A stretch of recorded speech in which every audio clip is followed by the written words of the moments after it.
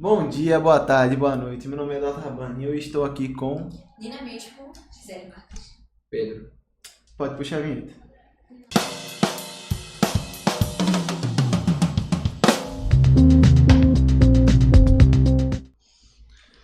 Bom dia. Hoje o tema que a gente vai estar abordando é sobre o que aconteceu essa semana mesmo, que foi a Operação de Rio de Janeiro.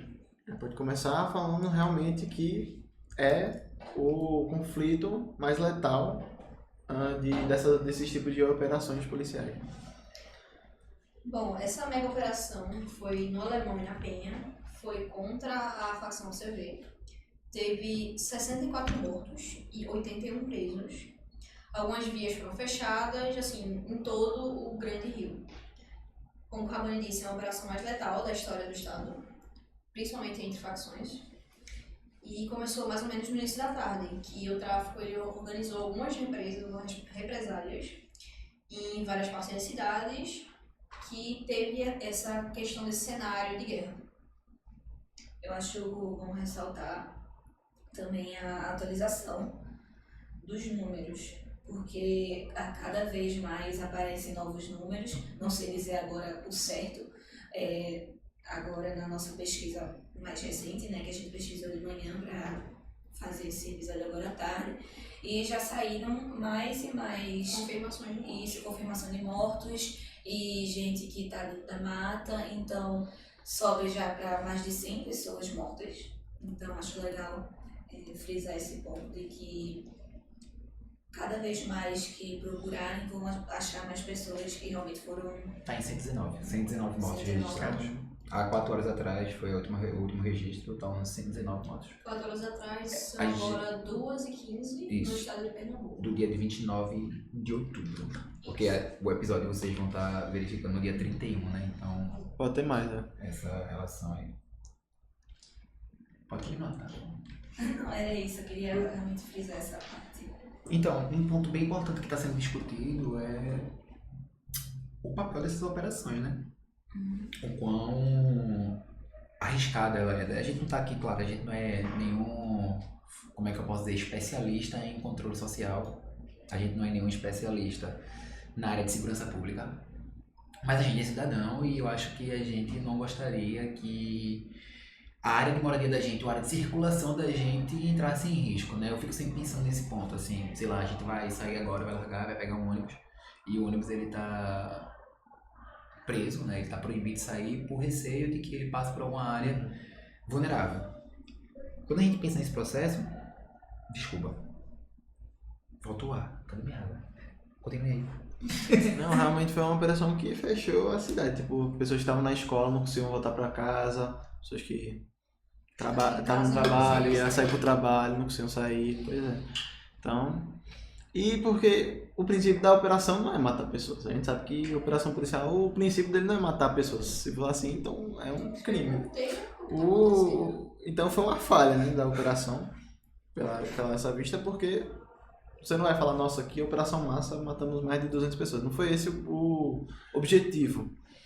Né? O objetivo era achar as drogas, prender, se for preciso, e fazer de uma forma mais, né, segura assim, para o público. Eu acho importante colocar em pauta aqui que o objetivo basicamente era, como foi dito, apaziguar essa situação. Porém, também era achar os principais cabeças dessas duas facções, certo? Porém, é importante a gente entender que as pessoas que mandam e desmandam nesse mundo não estão dentro de favelas, e sim por trás de condomínios fechados, condomínios de luxo, estão dentro de... são políticos. Então, querendo ou não, essas operações vão matar inocentes e também pessoas que estão dentro dessas facções, mas que são apenas pessoas que são mandadas por pessoas maiores. Então, e a gente não precisa nem colocar que precisam de fato fazer parte da facção, né? A gente pode colocar a ideia de que são civis mesmo, assim, tipo... A gente não tá falando sobre invadir uma área... Como é que eu posso... exatamente, como se fosse, sei lá, imagina um cenário de guerra, e aí eu tô invadindo o território inimigo, então... Na lógica da guerra, tudo que é inimigo é inimigo. Então, independente do que seja, é inimigo. E mesmo numa guerra, a gente tem leis, né? Na guerra, você também protege os civis. E o que o Brasil fez, né? O que o governador Cláudio Castro fez, ele fez foi uma estrutura de guerra. Quando ele invade um território, porque, tudo bem, ele não invadiu, mas ele transforma em processo de invasão a partir do momento em que você não tem nenhum estudo de fato próspero que indique que a ação ela vai trazer resultados. E a gente tem exemplos disso no mundo todo. O México, por exemplo, quando promoveu a guerra contra o tráfico, ao invés do México acabar com o tráfico, ele aumentou. Porque o Chapo ele é eliminado e a gente amplia para novas outras agrupamentos. E o México continua dominado pelo tráfico. A Colômbia continua dominada pelo tráfico. Estados Unidos, que é os Estados Unidos, ele ainda tem as relações das facções lá, ainda conseguem ter potencial. Será que essa guerra contra o tráfico de fato é a forma, é a solução? Não é? Será que se você potencializasse os meios sociais dessa galera não seria mais favorável? Porque, por exemplo, o que é que... eu vi um post que eu achei muito massa, assim. O navio negreiro ele está no século XXI, que era relacionado aos 61 corpos que estavam estendidos no chão. Não é que aí é aquela lógica bem básica, né? Tá lá um corpo estendido no chão e nesse corpo a foto de um gol, porque coloca justamente a ideia de que o Brasil ele meio que se acostumou a essa ideia desse morre hoje, a gente comemora amanhã outra coisa, e morre hoje, a gente comemora outra coisa amanhã, e vai. Só que qual era a cor, qual era a etnia, qual era a linha social desse povo que estava lá estendido no chão? Era uma estrutura Leblon? Não era.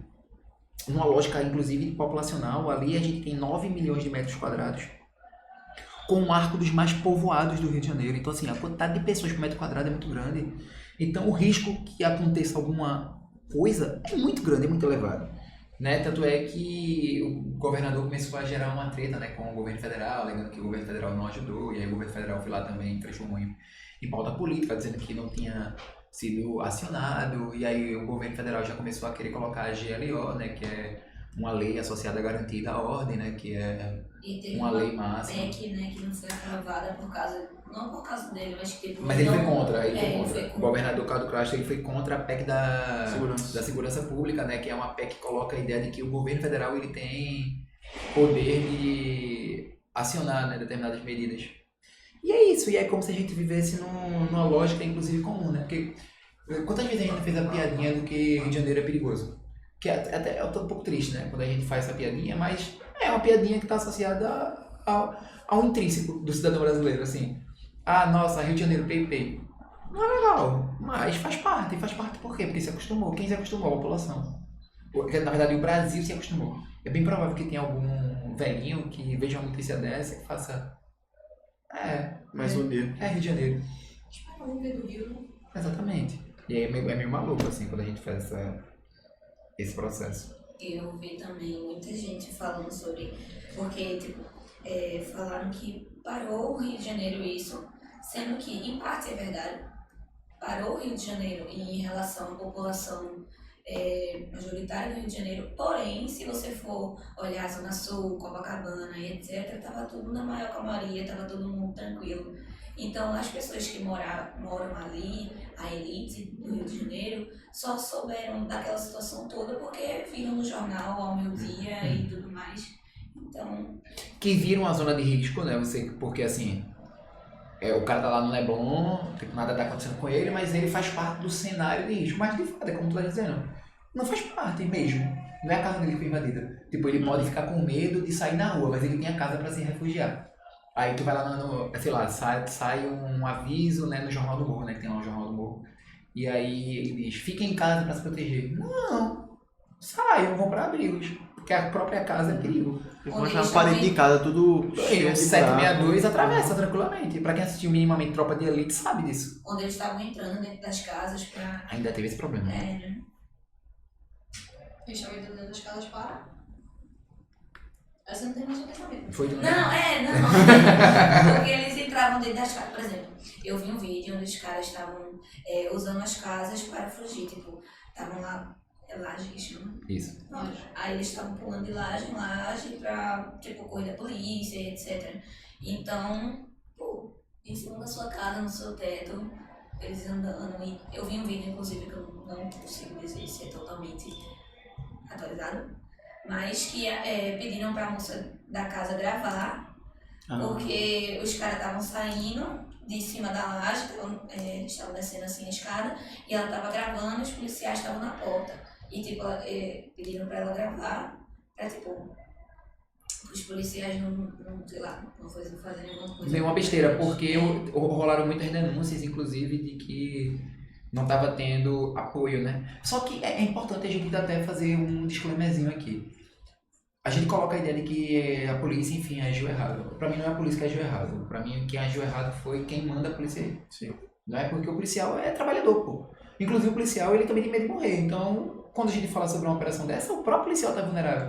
Tanto é que teve um policial civil, né? O cara não tinha nem 2 meses de corporação. Não, eu não vi isso. Mandaram o cara pra lá, sendo que ele não tinha experiência. Nenhuma. E aí o cara, pronto. E o cara vai, porque o cara tá ali. O cara se formou pra trabalhar. O cara quer trabalhar. Inclusive, ele, na verdade, nem quer, né? Ele precisa trabalhar. E quando você fala desses processos, você não fala de uma ideia de que você vai de peito aberto. Você vai seguindo toda uma orientação. Só que a orientação, ela foi mal planejada. Por isso que eu acho que o ponto central da gente... Claro, em se tratando de Enem, a gente pensar em como a vulnerabilidade da violência pública, né? Acho que esse é um ponto, assim, por exemplo, se tivesse uma redação desse tipo, qual é a introdução que vocês conseguiriam trabalhar? Qual é o ponto de argumentação que vocês conseguiriam, se fosse para falar sobre o cenário de segurança no Brasil? O governo, vamos lá.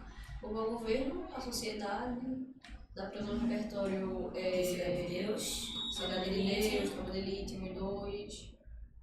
Tinha outras, acho que uma série que falava dá pra botar disso. sob pressão também. Anjo, renegado? Dá pra botar sob pressão? Dá, não dá? Em Dá questão de tem alguns que... episódios muito firmes. Essa Violência. violência.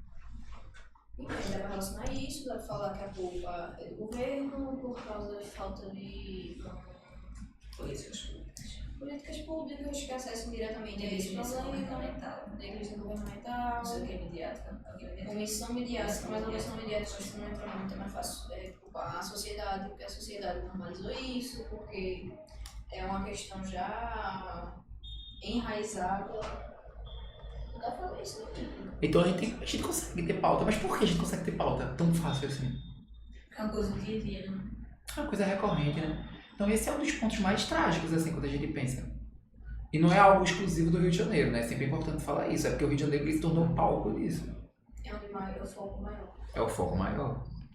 E aí a gente consegue... Eu queria, inclusive, pegar um ponto. Quando a gente fala sobre o Comando Vermelho e quando a gente fala sobre o primeiro Comando da Capital, né? Que surgem ali no final dos anos 90, né? E ganham muita força na entrada dos anos 2000. No final dos anos 70 a gente começa a ter a formação, aí nos anos 80 começa a ter uma organização, e com o Carandiru a gente começa a ter um processo muito mais forte, né, de como esses agrupamentos eles vão sendo formados em São Paulo e no Rio de Janeiro. Só que nos anos 2000 eles acabam tendo um processo de diluição, né? Eles diluem entre o Brasil todo, então você deixa de ser algo focado em São Paulo e Janeiro e hoje você tem o Brasil todo. Outro problema que a gente tem é como a juventude passa a encarar esses termos, né?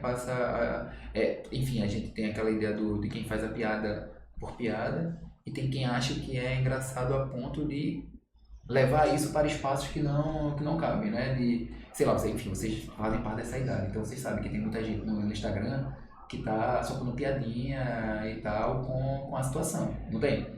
Então, como a gente consegue criar um perfil de orientação social para que a galera não normalize isso, que a galera entenda que é errado. Que a galera, inclusive, entenda que é errado a polícia e a população tá sofrendo. Porque, volto a dizer, tanto o policial como a população tá sofrendo. Claro, quem tá com a arma na mão é o policial, quem acaba gerando um processo de ataque maior é o policial.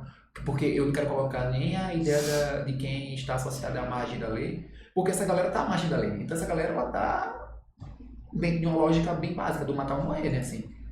Mas e o civil? Que é o menos protegido dessa situação. Eu ia falar que, voltando um pouquinho, né?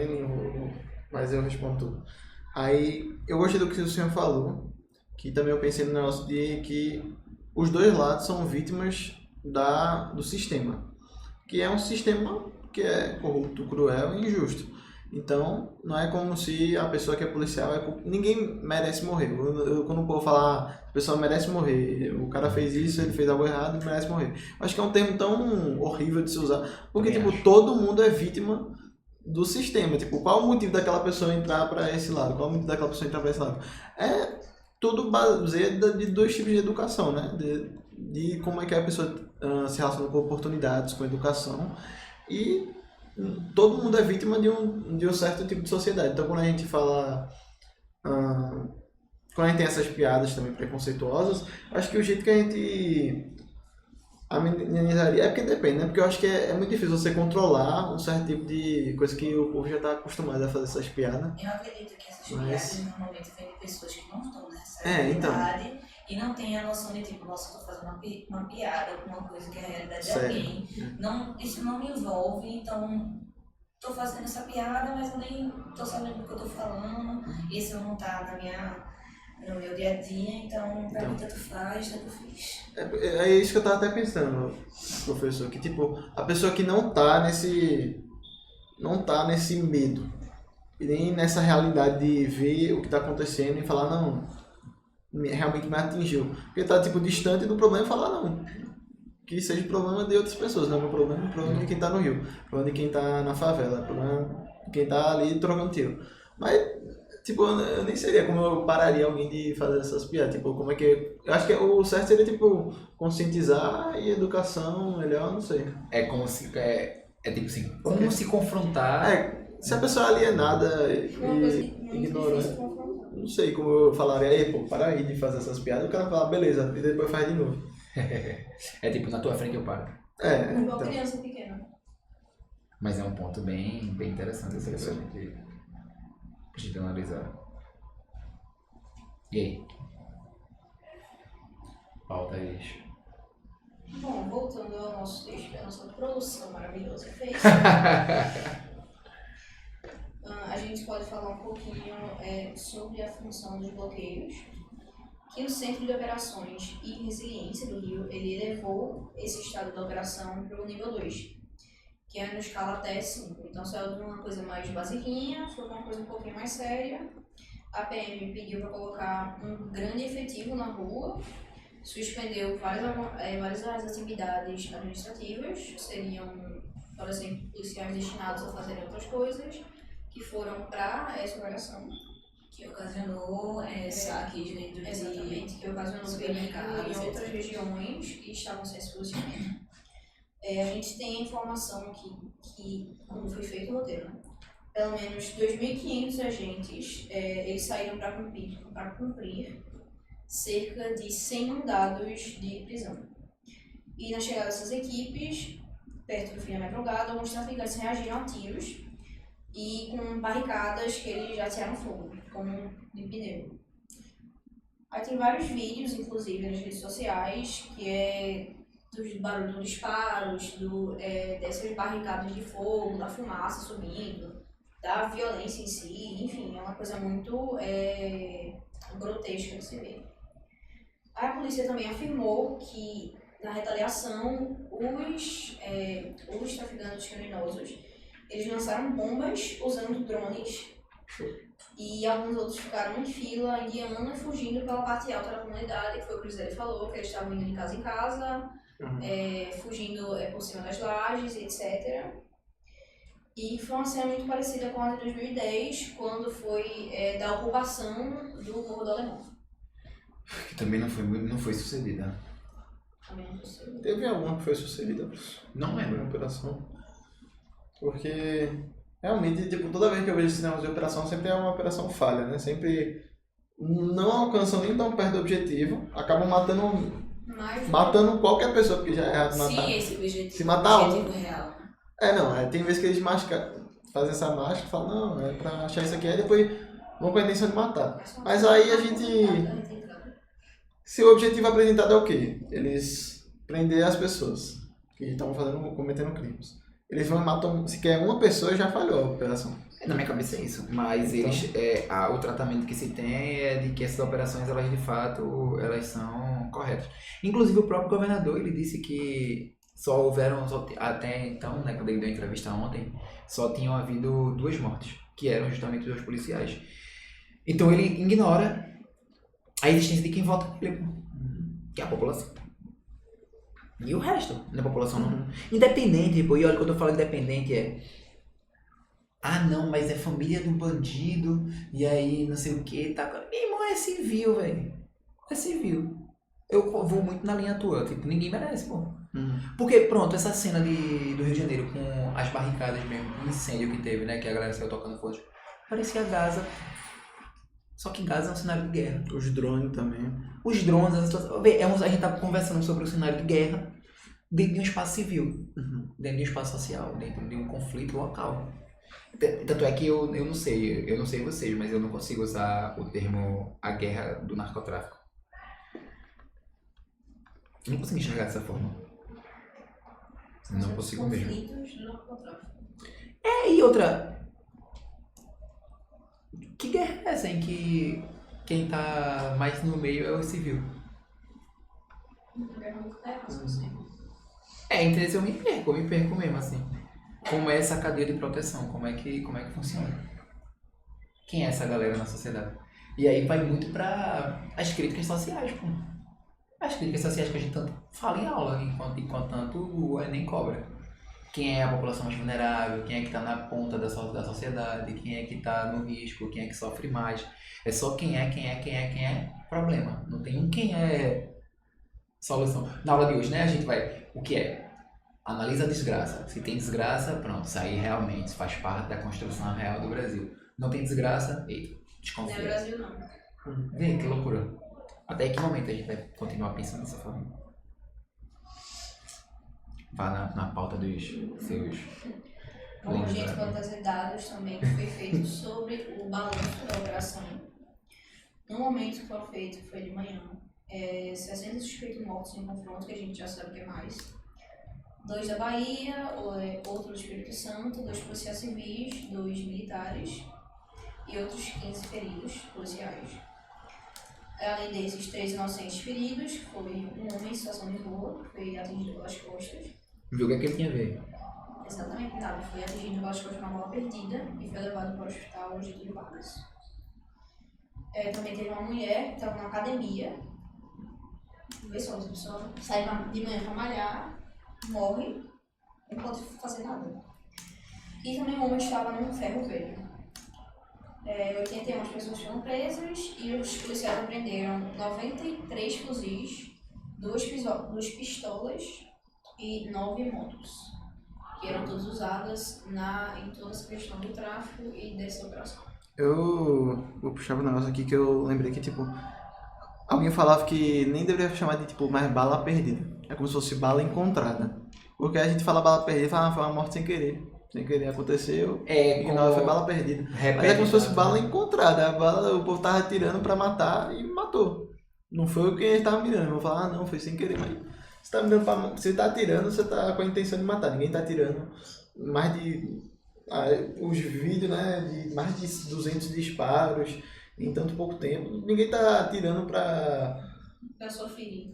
Pra sua ferida. Então, pra autodefesa. Não, eles estão atirando pra matar. Então, se morreu é porque atirou. Não tem outra escapatória. Então, tipo, bala perdida é como se você estivesse negligenciando esses civis que foram feridos, mortos, que provavelmente tiveram vários... Eles mascararam muito. Pelo menos eu não consegui... Eu não pesquisei tanto, tipo, exatamente quantos inocentes morreram, feridos, não. Mas é porque eles vão querer mascarar isso aí. Eles não vão falar, essa operação foi uma falha horrível e morreu muita gente. Eles vão falar, não, morreu 4 policiais, tem que focar nisso e... Tá vendo? Foi isso, foi autodefesa, foi bala perdida. Eles não vão focar nas mortes que foram causadas diretamente por um sistema e por uma operação falha. Então, eu acho que eles vão tentar esconder... Ou tipo, passar... Ou também tem o papel da gente, né? Tem gente que vai defender a operação. Fala, não, morreram e mereciam morrer. Tipo, tem gente que acredita isso. Né? Fala, 60 morreu, então foi uma operação bem sucedida. Se morreu era pra morrer mesmo. Tipo, essa conversa eu acho que é uma das mais perigosas. Que a gente começa a não ver o outro ser humano como um ser humano. A gente vê como, sei, um bicho. Tipo, como é que você trata a pessoa? Como, morreu, merecia morrer. Nem conhece a pessoa. Não sabe nem, tipo... É como se você não desse valor para aquela pessoa. Aí quando a pessoa é alguém que você conhece, aí você vai dar valor. Claro que não, você tem que dar valor para todas as pessoas que estão nessa situação vítimas de um sistema, né? Total. Eu acho que dá até dessa questão de vidas que valem menos. Eu fiquei lembrando agora do livro que eu li, do Rafael Montes Bastos, que é Jantar Secreto. Que justamente ele fala dessa questão que se a vida da pessoa não importa, tanto faz comida com ela, alimenta quem quer. E tira, essas pessoas são invisíveis de qualquer jeito, não vão se mais nada, faz o que tiver que fazer, faz o que precisar. Aí, Basicamente isso. que a gente não consegue ligar justamente com isso. Que a vida dessas pessoas não está valendo nada e elas estão morrendo a troco de nada. Elas estão morrendo só por conta da operação, porque estavam no meio do caminho, porque se encontravam num lugar que elas não tinham como fugir. Foi uma área civil. Eles estavam nas casas deles, na academia, indo para o trabalho, voltando do trabalho e acabaram morrendo por nada. Tava num lugar tranquilo, numa hora tranquila, normal de qualquer dia a dia, mas aí esse lugar se tornou um lugar de risco. Não faz sentido nenhum essa construção. Nenhum mesmo.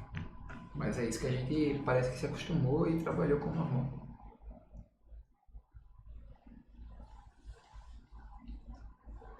Temos mais dados também. O clima tá pesado.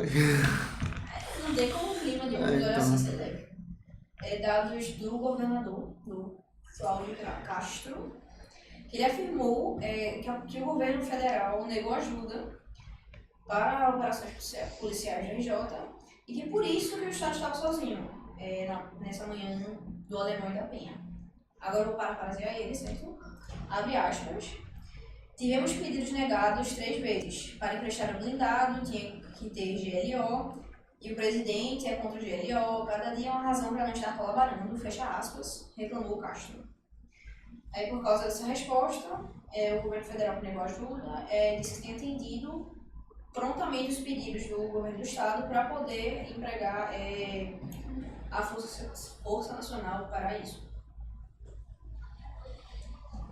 Nessa questão do que o governador falou, é importante colocar em evidência que houve a votação da PEC da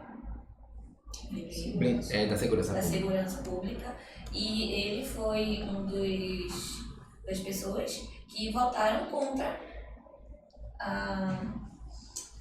essa PEC. Então, assim, uma pessoa que não está à frente para defender as pessoas que ele deveria defender, ele não poderia estar agora jogando a culpa para outras pessoas, já que quando ele teve a oportunidade de fazer com que essas pessoas tivessem segurança maior, ele não fez. E aí fica essa discussão, e aí vai virar um cenário político, é pior ainda, porque nessa discussão política, quem é que tá no meio? Civil. E é isso. É isso, gente. Acho que não tem muito mais o que falar do episódio. Fica meio esse questionamento. E fica esse questionamento. A questão de quem é a culpa, porque aconteceu isso. Aí tem que entrar em várias questões, blá. Importante, mas algo que não é para ser coberto em um dia só, em um episódio curto só. Ia ter que ser uma série enorme de episódios para poder lidar só com isso. E com cada problema no Brasil, né? Então é isso, gente. Tchau, gente. Até a próxima semana. Lembre-se de se inscrevam, curtam o episódio, compartilhem o episódio, sigam a gente no nosso Instagram, no nosso YouTube, no nosso Spotify. Dá para ser host pelo Spotify também, tá, gente? É isso aí, curtam, até o próximo episódio e é isso aí.